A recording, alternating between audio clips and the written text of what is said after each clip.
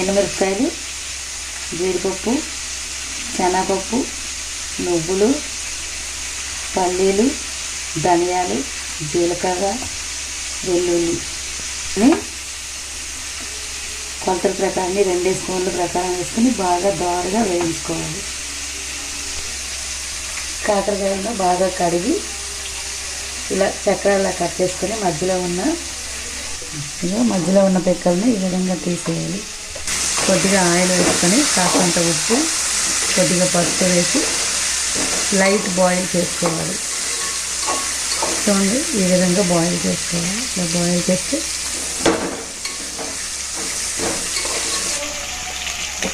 ఇవి వేయించడానికి 4 స్పూన్లు ఆయిల్ వేసాను. వేసి చూడండి, ఇలా హాఫ్ బాయిల్ అయ్యేలా, అంటే 75% బాయిల్ అయిపోవాలి. వీటిని పక్కన పెట్టి మిగతా ఎండు ముక్కలను కూడా ఈ విధంగానే వేయించుకొని పక్కన పెట్టుకోవాలి. ఇలా వేయించిన వాటిని మిక్సీ జార్లో బాగా చల్లగైన తర్వాత మిక్సీ జార్లో వేసుకొని పౌడర్ చేసుకోవాలి. మనం వెల్లుల్లి గట్టి వేసాం కదా, ఈ విధంగా కొద్దిగా గడ్డలుగా వస్తుంది. మిక్సీ పట్టేటప్పుడు ఈ విధంగా ఉంటే చాలు, మరీ మెత్తగా ఉండకూడదు. ఆయిల్ వేసుకొని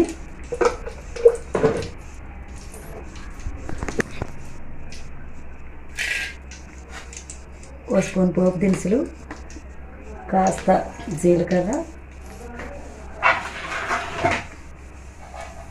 ఓ 5 వెల్లుల్లి రెబ్బలు ఈ విధంగా పచ్చగా చల్చుకొని వేసుకోవాలి. చూడండి, పోపులు కొద్దిగా చిటపట్లాడేటప్పుడు నేనైతే మీడియం సైజు ఆనియన్స్ని ఓ 3 తీసుకున్నాను. వాటిని ఈ విధంగా కట్ చేసుకొని ఆయిల్లో వేసుకోవాలి.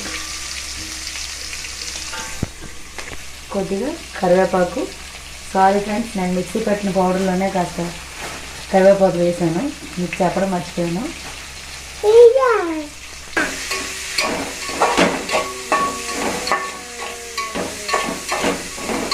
ఇంకా బ్రౌన్ కలర్ వచ్చే వరకు వేయించుకోవాలి. పెద్ద నిమ్మకాయ సైజు అంతా చింతపండుని తీసుకొని ఇందులో ఇదంటే పీచు ఏమీ లేకుండా తీసుకొని కాస్త వాటర్ పోసి నానబెట్టుకోవాలి.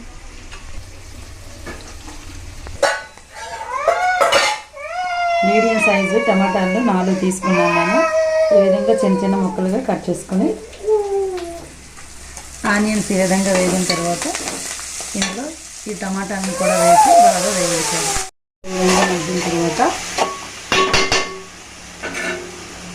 స్మాషర్తో టమాటాలను బాగా కట్ చేయాలి.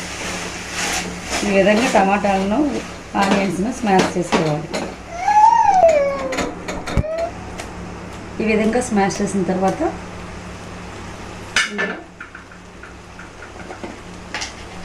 ముందుగా వేయించేటప్పుడు పసుపు వేసాం కదా, చూసుకొని వేసుకోవాలి. కొద్దిగా పసుపు,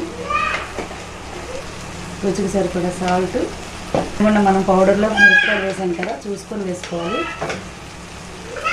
వేసిన తర్వాత బాగా ఒకసారి కలుపుకోవాలి. దగ్గరగా వేగిన తర్వాత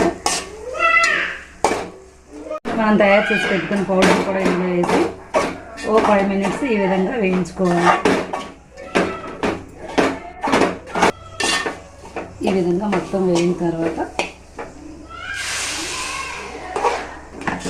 కాస్త వాటర్ పోసి ఎక్కడ ఉండలు లేకుండా కలుపుకోవాలి. ఇక మనకి అంత వాటర్ని పోసుకొని ఎక్కడ ఉండలు లేకుండా కలుపుకోవాలి.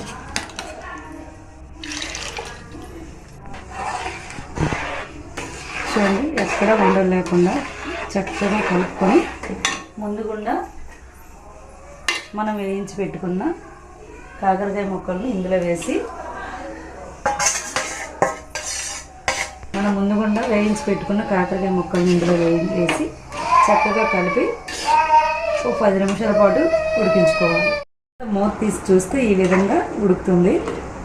ముక్క కూడా చాలా స్మూత్గా ఉడికిపోతుంది. ఇలా గ్రేవీని మనకు కావాల్సినంత చిక్కదనంలో పెట్టుకుని, నా దగ్గర అయితే కొత్తిమీర లేదు, మీ దగ్గర కొత్తిమీర ఉంటే కాస్త పైన చల్లుకుంటే ఇంకా చాలా టేస్ట్గా ఉంటుంది.